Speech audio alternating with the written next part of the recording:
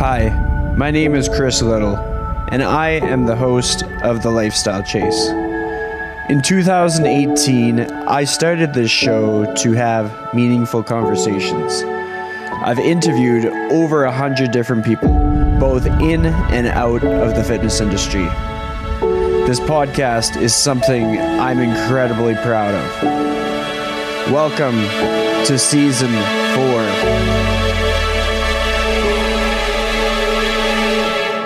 Thanks for joining me. All right, so welcome back to The Lifestyle Chase. It's been a long hiatus. I've been busy. I haven't quite had time to keep up with the episodes, but I am pleased and privileged to bring back a guest who has been on the show a few times, Mr. Jason Leenaarts. How are you doing today? I'm great, brother. How are you? Thanks for having me back on.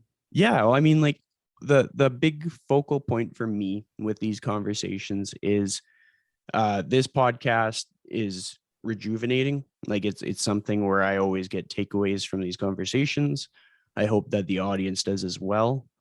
So today, as I started out my day, like I kind of started out with a training session at 6:30, then 7:30, then setting up a client consultation for later after this episode and doing a bit of remote work.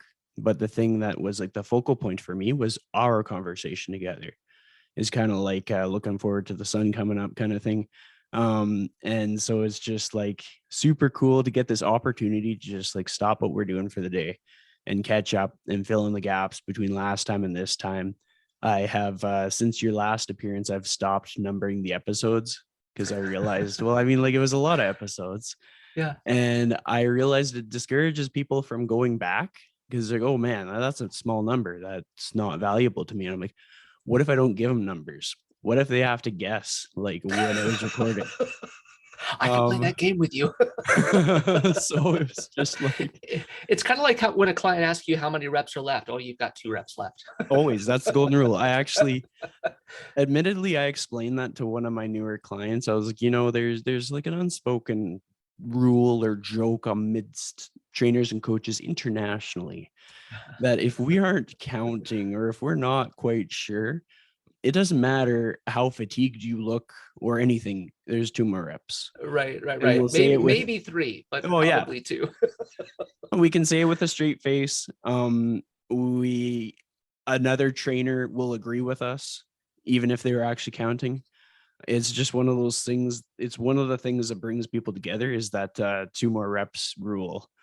But I've kind of brought us up to speed on my day. Let's talk about your day. Like what was the day in the life for you today? We were talking about this just for a moment offline, and I figured I would, hold it for just a second before we hit record. But I am one of those people who, when Sunday is coming to a close, my mind starts to take like a little bit of a detour, and I'm like, all right, I got to start focusing on the next week. I'm one of these folks that doesn't dread Mondays. I look forward to Mondays because I'm like, all right, we're gonna rock and roll.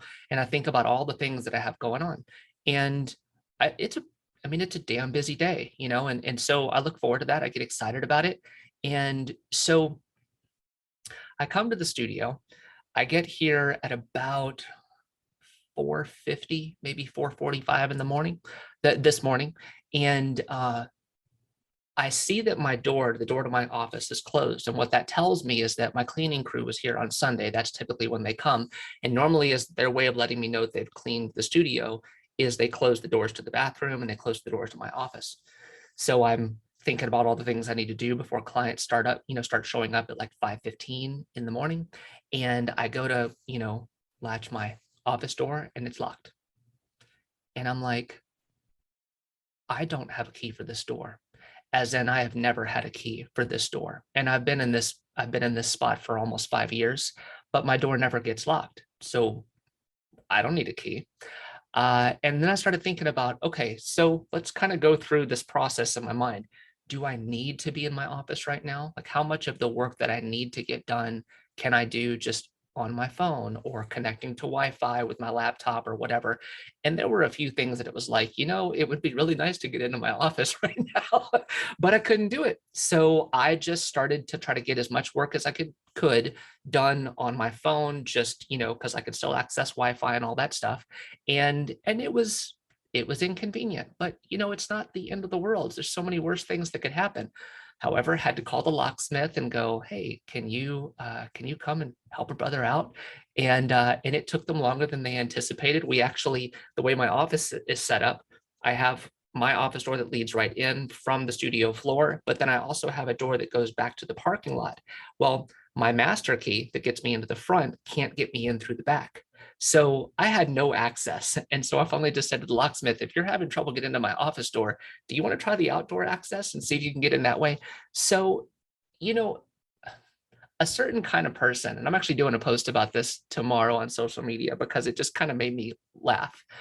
Um, a certain kind of person would look at that and go, my entire day is ruined because things are not just so.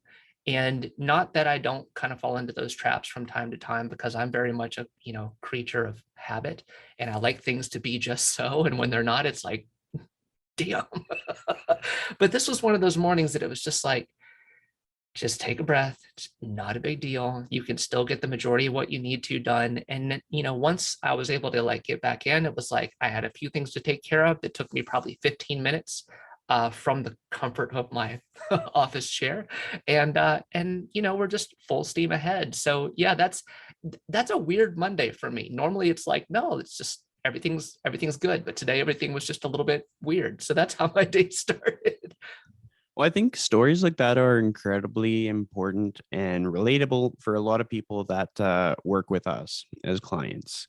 And the key example that stands out to me is, in a lot of cases, I've worked with people who are struggling because they feel like they missed out on something and the whole day is a wash.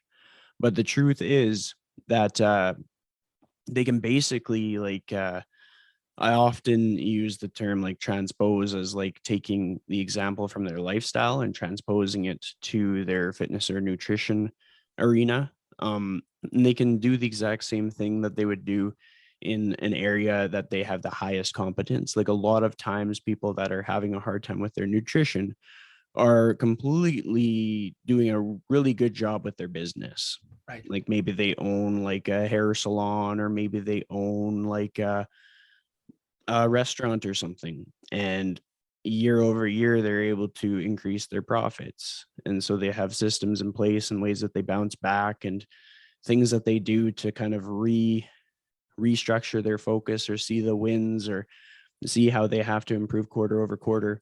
And it's just in enlightening them on that skill set that they have, and then showing them how to use that within their nutrition can be a game changer, because then they can start to realize, well, they have like resiliency and they have a way that they reframe situations. And then all of a sudden, if they missed their workout or something, they can look at their step count. And if they missed their protein, they can look at their calories and be able to see what they did well and then build on that for the next day. So I'm hoping that people are able to kind of see the opportunity as a coach and just the relatability as a client within that.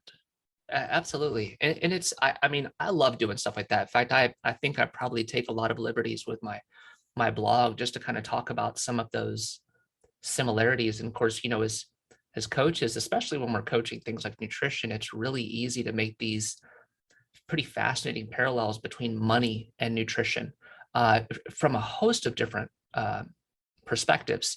But I love doing stuff like that just because I think that the more people can remove the emotional attachment of the struggle from what they're struggling with, the more they can go, oh yeah, I guess it isn't all that different from the struggles that I have with parenting and the struggles that I have in my workplace and perhaps the struggles that I have in my social relationships, where it's like, it's okay if things aren't quite going the way that I want them to go. Like parenting is a great example because, I've got two boys, one who has autism and one who is neurotypical.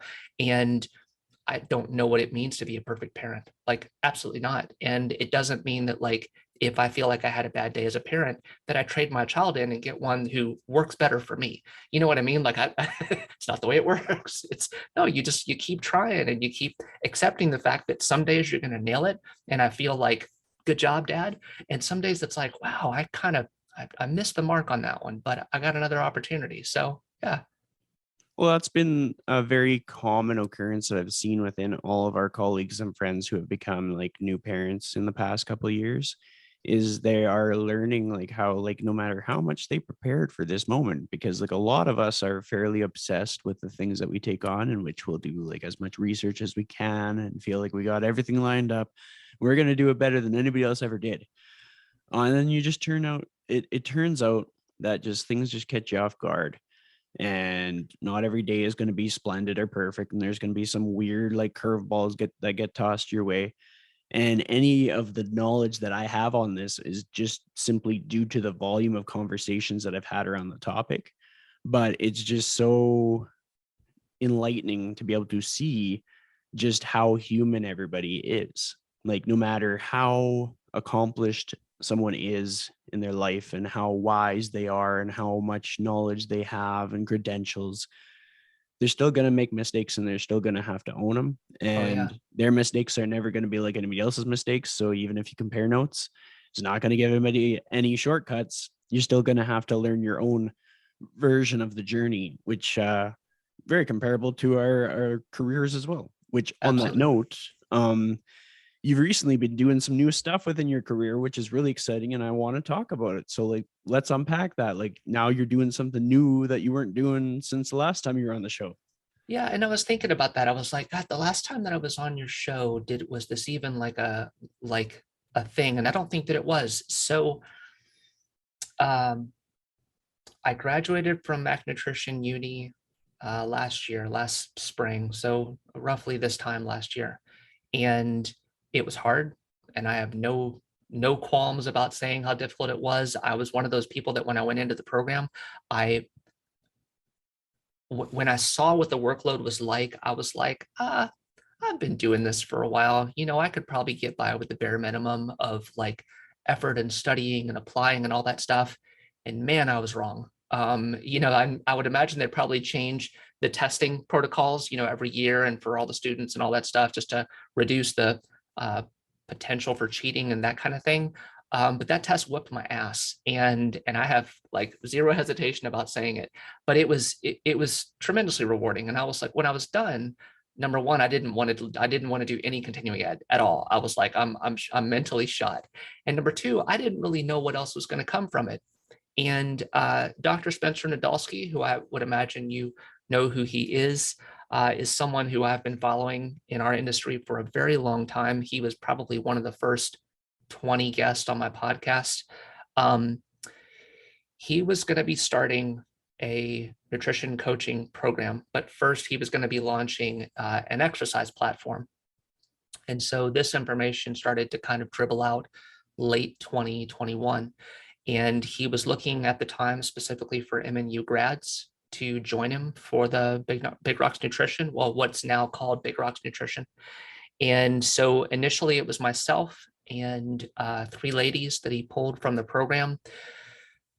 We started beta testing the beginning of this year, and just trying to work with the software and understanding really what Spencer wanted to give the public. And so it sort of worked as a branch of LiftRx, which was his exercise platform. And he's been doing some soft launches along the way. And so there are now a couple more coaches that have been added to the program. And we still haven't done like an official launch, but it's enough that like I have enough clients now with Spencer and with Big Rocks that I had to start looking at my own schedule and the way that I started to do my work. And that included the sessions that I do here at RevFit on the training floor. It included my blog, it included my podcast, it included all the work that I was doing remotely for Spencer's clients. And I've been able to kind of pride myself historically on being a fairly productive person. And I don't mind working a lot of hours in the day, and I don't mind being tired at the end of the day, because I'm like, damn, like we did good things, we helped good people, like, small ripple in a big pond. And and then I kind of got to the point where it was like, okay, I just can't do it all. And if I want to do it all, something is going to suffer. And I wasn't going to sit around to watch what was going to suffer. So the thing that I cut was the podcast. And that's a fairly recent um, decision. So the work with Spencer and Big Rocks has been awesome. It's been awesome. He is a wonderful person to work with and for. The coaches that I get to work with are all just they're great. Like I think that he just so far he's done a tremendous job just kind of keeping everything just flowing and realizing that they're like any new venture, there's going to be things that don't run as smoothly as you want them to. And it's just trying to streamline those processes so that the people that come into the program get the best treatment that we can give them. And so it's been awesome. Like to be able to go from the work that I do face to face with RevFit with just a handful of online clients to having many more online clients through Big Rocks it's been awesome. But like anything, it takes time. So yeah.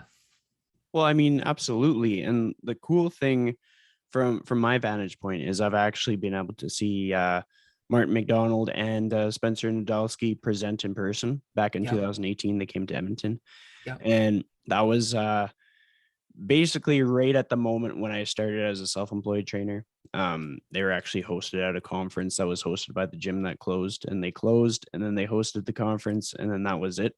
Then I was on my own. But nonetheless, it was just to be able to see firsthand how they think and how they act and how they operate, and to know that you've been around some pretty big brains, and you've gotten to bring your talents to something like that, because as a fellow podcast host, you have this ability to connect that is like the way that podcast hosts connect with people is different than your average person because of the volume of different conversations that we've had and the practice that we've had in listening. Because if we're not able to listen to the right things, then we're not able to keep something going for long enough. Like we can't keep a conversation going. We can't retain an audience. There are so many metrics and like things that we have to deliver on in order to get the outcomes that we need. And then speaking to the challenges of that certification, I know quite a few people who have taken it and nobody has had an easy time. It's like nearly broken many people. It's a very humbling undertaking. And because of that, it's almost like scared me out of even approaching it. Not that I can't take on a challenge. I'm just like, cool. I have to be in a much different space in my life to take on a challenge like that. Yeah. You almost have to reserve more bandwidth for it. Well, I think it's that. And I mean, like if you and I were having the conversation of like, hey, Jason, do you think I should or shouldn't do it? I would, the first question I would ask you is number one, what kind of time do you have to commit to it? Because I would tell you whatever time I spent, I probably needed to double it just to make sure that I was comprehending everything that was there. Now, on that note, I've actually talked to a few other people who, were sort of looking at MNU and also looking at some other, I don't want to say comparable certifications, but other things that might give them more than just rudimentary nutrition information. Like, well, and I'm not sure who else is going to tune into this, but I guess I'll just say it like this. For the general population that's tuning into this, when you get a personal training certification, there is information about nutrition, but it's pretty nuts and bolts. And then you have a lot of options if you want to take that nutrition certification or nutrition information further, and you can run that chain pretty far up. This is shy of getting, say, a degree in dietetics, which not everybody wants to do. But there are actually some people that I've said specifically based on their clientele and what they want to work with their clientele on. I'm like, I don't think that you need to do MNU because number one, at least based on the curriculum, the way that I've seen it, they're not even going to give you XYZ things that you're looking for. So you might want to go this direction instead. And perhaps that's more cost effective. Perhaps it's less labor intensive. Perhaps it's not quite as stressful, whatever. MNU was something to me that I knew it was going to be a challenge. And I also knew that I wanted the challenge. And I felt like when and if I took it, I was going to come out of it a better practitioner. And I absolutely agree that I fulfilled all of those things. I just had no idea that it would lead to Spencer's door because, at that point in time, I had no idea what he was going to be doing with, those kind of program options. But yeah, it's been cool. So, and roughly what, 6 months in. So that's pretty cool.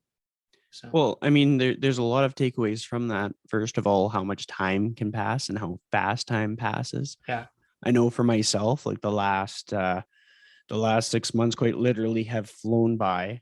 I've been doing a lot of reflecting with just like people in my life who have grown up fast, like my nieces. They're just like getting old real quick, and it has opened my eyes to the fact that 10 years passes fast. The cool side of this whole equation is the compound effect of what if we start something today and what could it be 10 years from now? right, And being able to be in this space where every little interaction that we have and every little skill in our toolkit that we have can impact a person a little bit today, but maybe in amazing ways 10 years from now. And maybe they in turn inspire other people in their lives. Something that I got the chance to experience just yesterday was for day two of Dr. Pat Davidson's presentation. He actually had a very passionate speech about fitness in society. And to kind of give like the shortened version, it was basically like talking about the tough takeaways of the past couple of years, no matter what perspective a person has on it, and just how there has never been a more urgent time for wellness as a whole, whether it be nutrition or fitness, more of one and more of the other, or a combination of the two, because of how much has dramatically changed in 2 years that would normally take place over the course of like 5 years or 10 years, because it was so concentrated in a way that it's never been before. So whether that be the isolation, whether that be the stress, whether that be the health complications, whether that be just access to resources, like right, some people just couldn't access the gym that they were used to accessing, or some people took a pay cut and so they had to move to a different house. Maybe they don't take the stairs anymore. So many different things.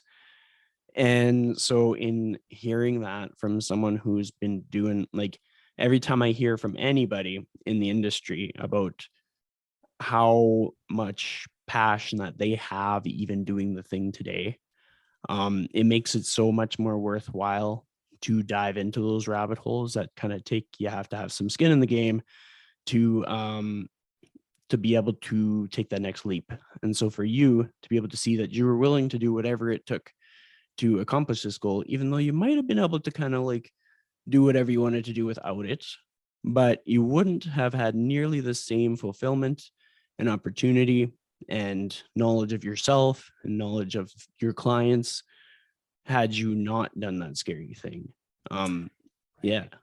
Well, the other thing too that I know I talked to some people about this right when I finished the program, but it was there were some things based on the amount of information that I got in there. It's like, I don't know that I'll ever be able to actually apply this particular facet to what I do. And that's just based on the demographic that I coach. And that's okay. Um, it's something that if I need to refer back to it, I certainly can so that I can absorb the information more. But the one thing that I think was probably the most valuable thing that I took from the course was that the things that I believed and held to be true at that moment, it gave me a deeper sense of confidence about. And what's interesting about that, using that word specifically, is because once we started with Big Rocks, um, and once we got through the beta testing where we got the first like push of like a surge of clients, we're pulling people from all over the world. And these are people that all bring a very different history of dieting to the table. And it's different than coaching people face to face, where it's that gradual sort of drip of clients that you get, where you're going to see somebody who may also be a fat loss client come through 2 to 3 times a week, where that conversations about nutrition are not going to happen every single time they come in, because you're going to get caught up talking about their families or their work stress, or you're focusing on the workout, or you're catching up on the weekend, but you're not talking about nutrition. Whereas the people that are coming into Big Rocks Nutrition, they are there specifically for nutrition coaching. And what I found kind of fascinating and a little discouraging was the fact that so many of these clients have no sense of self-confidence. They don't believe they can do the thing. And so if they, and fault could be on a lot of different places for that. It could be the way that they were raised. It could be neglectful parenting. It could be relationships they were involved in that just sort of pulled down their own sense of I can do this. And perhaps it was bad coaches, like they work with different nutrition programs and they've tried different diets and they've done this type of, diet philosophy. And what it left them with is, and I hate to make it sound dramatic, is it made them feel a little like broken, like something is wrong with me. I can't lose the weight. And if I lose the weight, I can't keep it off. Therefore, I am a broken individual. And so a lot of my conversations were about and are about instilling a sense of confidence. Like, you've got this. It's going to be okay. And so that part, and especially again, because it was almost like a trial by fire. Like once you got that burst of clients, and this was something that I think across all of our coaches on staff, we all kind of agreed with this, because it's like you're learning the software, you've got the new clients, like boom, boom, boom, boom, boom, boom, boom, boom, boom. And so it's just a lot. And then to see these patterns where you're like, I mean, Chris, this as a coach, confidence will make or break you as a business owner, as a person who in a relationship, as a parent, it doesn't matter. Confidence affects everything. And so to be able to repeatedly have that conversation with people was very eye-opening. So I think that confidence is one of these things that I think when you get it, you have to remember that you have the tools to succeed at all times. There's very few people that I know that don't have what they need to succeed. They just need to be reminded they can succeed, and that failure isn't exactly a thing. You know what I mean? Like, I think I can be crude on this podcast. You can fuck it up. Like, you are allowed to fuck it up. And you'll learn a lot from that. But you got to pay attention. And so what M&U taught me as a nutrition coach was it gave me a greater sense of confidence, while also saying there's still so much more that I have to learn. And as I'm starting to apply that to Big Rock's clients, is trying to reinstill, I want you to have the same sense of confidence that I do, that you can do it, but you're going to make mistakes, and these things can live in harmony. I'm so glad that you brought up confidence within this conversation, because it's been something that I've found to be very prominent in multiple arenas. First one being just like, I completely agree. A lot of people who are struggling in any entity that we help with, whether that be fitness, whether that be nutrition, and regardless of whether it was because of another professional's impact on them, or whether it was just like the human experience that we are all having now on this earth that is widely influenced by social media, like, confidence is such a huge catalyst. And if I reflect back on the last like 5 to 6 years of my journey, and through it all the segments of growth and the times when I've overcome setbacks, the differentiator was someone who was able to find a way for me to have more confidence. And it's been in such unique ways, and I'll try to unpack some of them. The first instance being like my entry into the fitness industry was taking spin classes. Essentially, I got the news from my past girlfriend that she didn't think the relationship was going to work out, and I just wanted to show that I had the initiative to kind of work on myself. And so I got like 10 days to work on myself. And so on day one of those 10 days, I enrolled at a local spin studio, and I signed myself up for like 30 consecutive classes, just like out of the gates, signing up at the 6 a.m. time slot for all those days. And then I just never stopped. Right. That's how I got into this industry. And the people that I met and just the words that they were able to use and the tools that they were able to have to show, hey, like you kind of feel like you're dying on this bike now, but you can press just a bit further. You can push yourself just a bit more and still be within your capacity and make it to see the other side. And I was able to transpose that to career obstacles. And then that layered on towards me seeing that, well, if I don't feel a purpose in my former job, I can just push a little bit in a different direction and make it work. And I was able to utilize that as well in like, I've talked to a lot of new trainers recently, and they get very discouraged because the first place that they go to doesn't hire them, or Right. because they have like a setback or something. And so quite often I'm like, hey, want me to list off all the businesses in this city that didn't hire me, that didn't answer my email, all these other things? Because I get the impression that people see me like 5 years into my journey and think that I would never have been that person that kind of struggle bus through all this stuff. But what has helped in those moments is by showing a desire and effort to have that change, and just kind of showing up with my end of the bargain. And then that in turn kind of creates this magnet for people who help. So Right. over the course of my career, I have shown effort in any direction that I am capable of, whether that be a labor job, whether that be helping a friend move, whatever it may be. And then they have seen that I am willing to put in effort. And so then they just need to give me direction. And then in turn, they've guided me towards different mentors, different resources, different little opportunities where I have to continue to put in the work. But then I'm able to kind of get a little win, and then I can layer onto that win, layer onto that win. And then that in turn gives confidence. And so over the course of my career, like 2020, I've gotten to work with so many smart people who have kind of shown me the ropes and given me their time to be like, hey, like this would be the smarter way to run your business, or this would be the smarter way to do exercise selection, or if you're going to have this conversation, use this tone. Right. um and that in turn has given me confidence to move forward to the next step. And it's just been such an integral thing, and now it's like the foundation of everything that I do.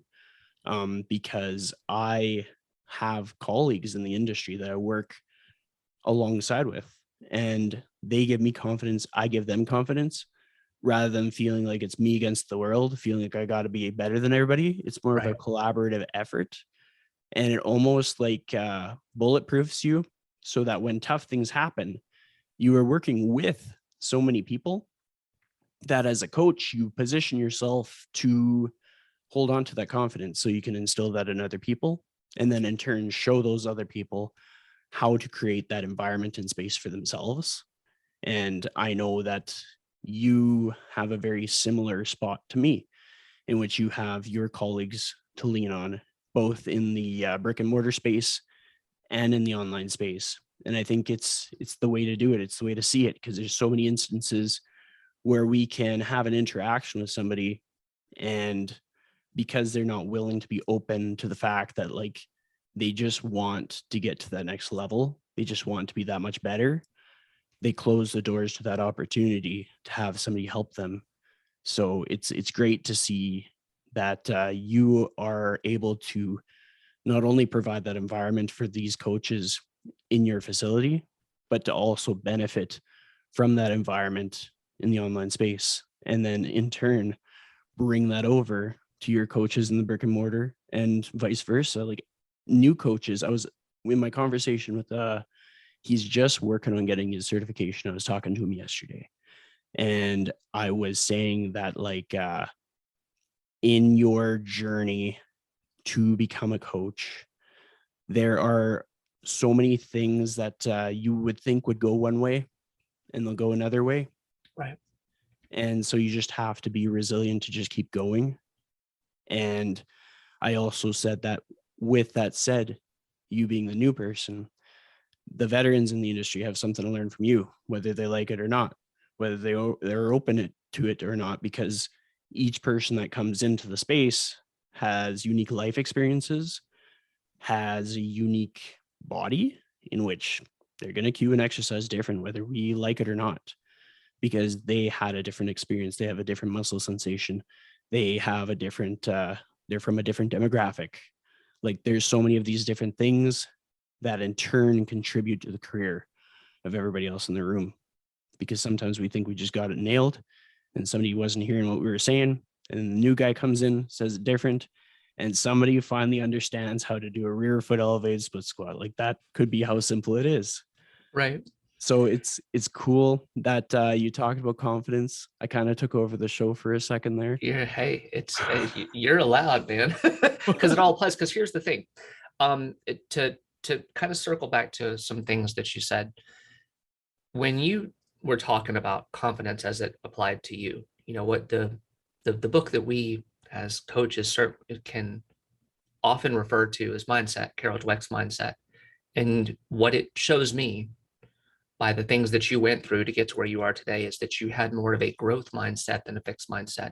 You didn't have a lot of self-limiting beliefs. You didn't, if there was a story that you were telling yourself that was not a productive story, you had the avenues to get out of that. You had opportunities to learn something from where you were at. And all of our clients can learn from, from that.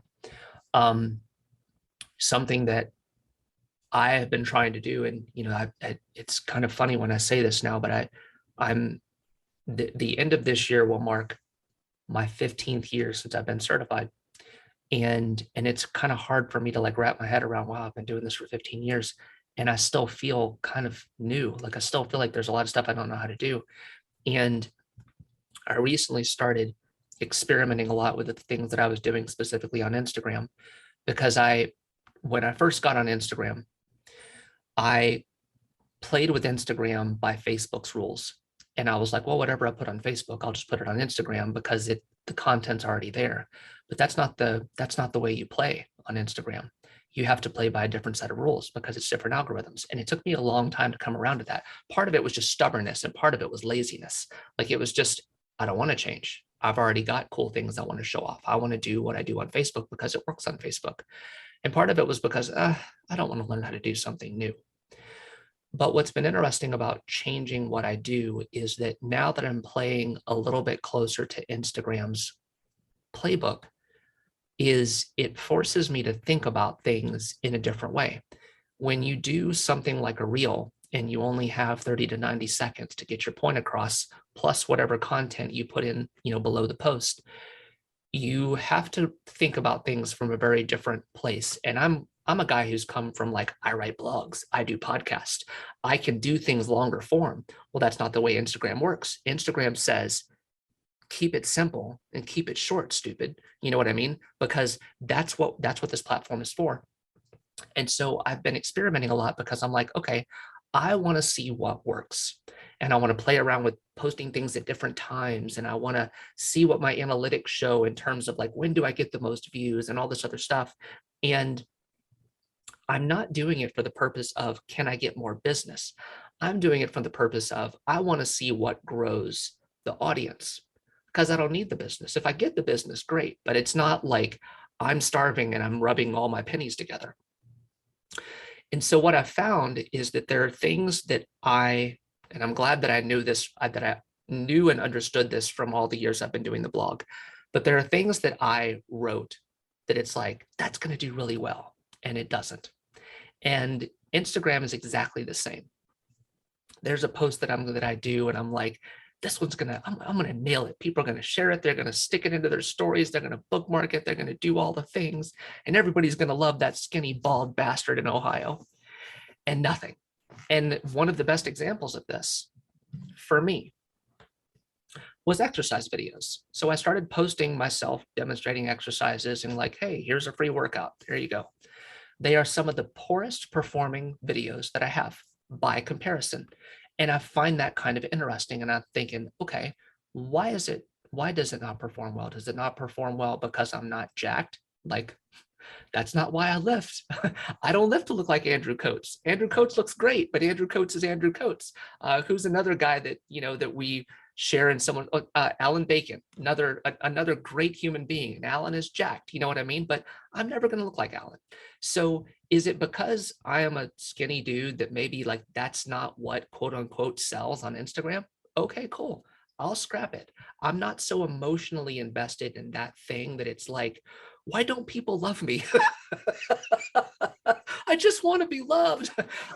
So I start changing things, and it's like, okay, I want to have fun. Like I want to do things that like make me smile or make me laugh or whatever.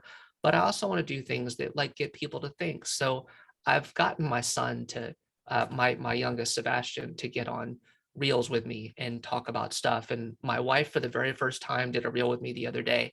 And that was really cool. And just trying different things. I like I like making my mind do things it's uncomfortable doing. And again, this, now this episode it's probably going to be dominated by the whole sense of confidence, but that's kind of what it takes. It's like, don't get so caught up in the minutia. Like sometimes these little minor details, they just really don't matter.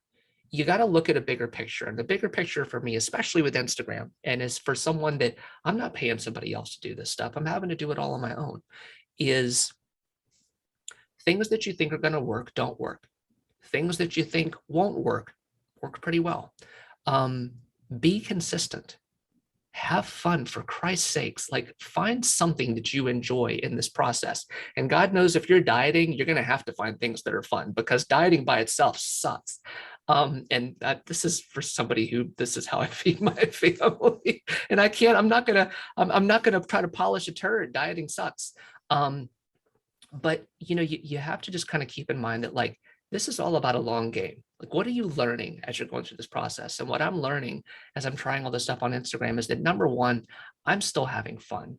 And that's, I think, the number one thing for me is I'm having fun. I'm watching the analytics very loosely to go, oh, that did really well. Oh, that flopped. Okay, cool. And just realizing that, I'm going to keep making content. It's going to be okay. And whoever it attracts is who it attracts. And that's just the way that it was all designed to be.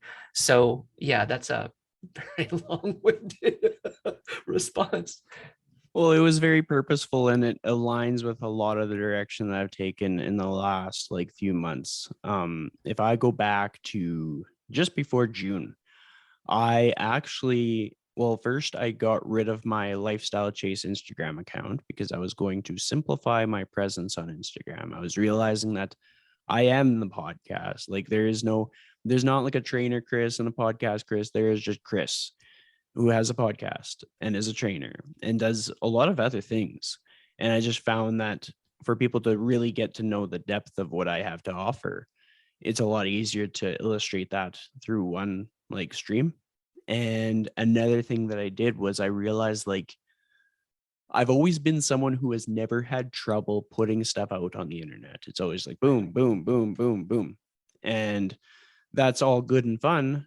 But if it's not getting me into like the big picture direction that I want to go, then is it wasted effort? Like, is it purposeful? Because there's a lot of ways that I can deconstruct my thoughts, whether that be through a journal, whether that be through connecting on a podcast. And there, I almost have more competency in connecting with people one-on-one in a way such as this, rather than writing it out on a long, heartfelt post. I can just speak to it with the tone in my voice and with the emotion and with everything that people can actually understand where I'm coming from, and they get the context and they get the minutia and they don't misunderstand it because it's like clear and plain as day. Right. And so what I ended up doing is leading up to June, I actually got rid of like 2,500 posts on my Instagram. I backed them all up. They're all on my external hard drive. Same with the Lifestyle Chase. But it was such a cool moment because a lot of what I have done over the years was documented on my Instagram. I didn't use Instagram until I started going to those spin classes. And the start of Instagram for me was instilling confidence in myself. And then I used it to remind myself that I could do this. I could make this career work. And I used it to connect with people that have helped me out through different job opportunities, and I used it to fill classes for spin classes, and I used it to get some of my first clients. And all of that, a person could have gone back through the time capsule and seen that whole journey. And what I was realizing is that I've grown so much as a person over 5 years, 6 years even, that I'm not that same person that I was before. And so if people go back and they see that version, they're missing out on all that I have to offer today. And so I thought, okay, I'll clean the slate. You are now meeting the new reinvented version of me. And when it comes to content creation, like I am someone who on any given day, because of the other contracting work that I do, I create like 50 pieces of content a day. Sure. Through all kinds of different avenues. And whether that be in podcast form, video form, Canva post form. So I'm able to kind of disseminate like what speaks to me when I'm trying to use my voice, and just what speaks to another brand. And it's made me that much more introspective when I go and I'm like, okay, I'm going to make something. And I am aware that this might not land the way that I wish that it would. But I think for the people that gravitate to my stuff the most, it would be effective. Sure. Like oftentimes our impact, we're deceived by the metrics of social media, because we think that to have an impact, we have to have like high engagement on that platform. But truth be told, in most cases, our impact is seen off the platform. And the best example that I have is in talking to fitness professionals in person who have like several decades of experience, and them talking about how they really don't know what's going on Instagram. And like, because they create their content, they set it up for somebody else, that other person posts it, and they're out. And so they had no idea how they had an influence on other trainers' careers and the magnitude of that influence. And they had no idea of other people that might have been like projecting their insecurities or their lack of confidence, because that wasn't a fixture in their life. I think sometimes we forget we have the independence to say, I'm not going to look at Instagram today, and I'm Right. just going to text a friend, or I'm just going to have like a direct video call. Like when I have this podcast with you and we're talking together, that's an hour that I'm not on Instagram, and people can say whatever they want. And I'm not going to be I won't know, Right. because I didn't give them my bandwidth. And the honest truth is, like, most of what is on Instagram isn't like is real through some kind of a lens. But in most cases, if we were to experience it firsthand, we'd see it so much differently. Like if somebody gets a new dog, we're going to be excited and we're going to like that post. But if we were there with that dog owner and we had seen everything that they had to go through to get that dog, we wouldn't be jealous.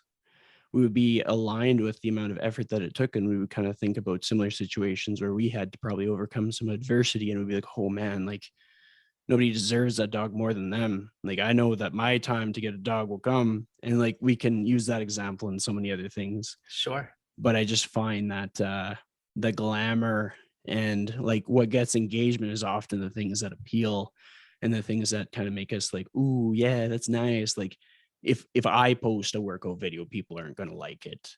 And like I like to think I'm a strong guy, but there's always going to be somebody stronger than me. Like Dean Guido is always going to be stronger than me.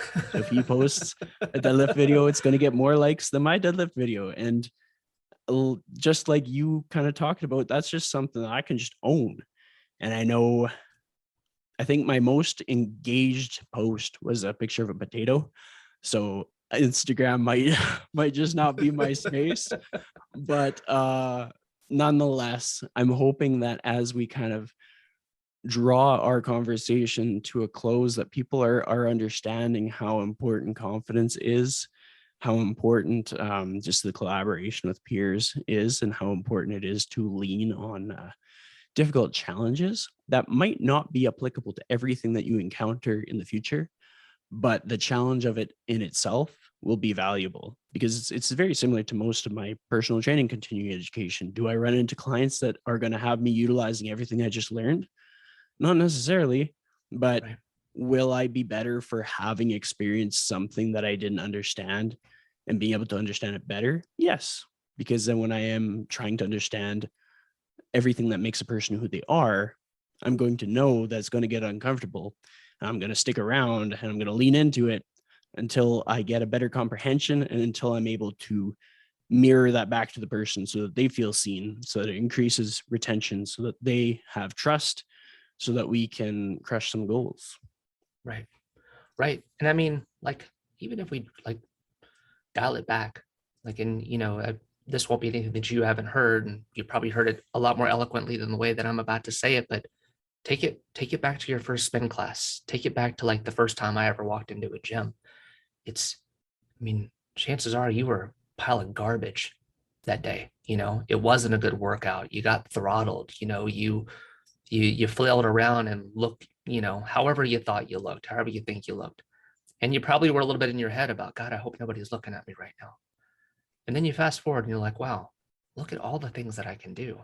And, I'm a card carrying member of like the group of people that have been pinned under a barbell. Like, I know that feeling. It's not fun.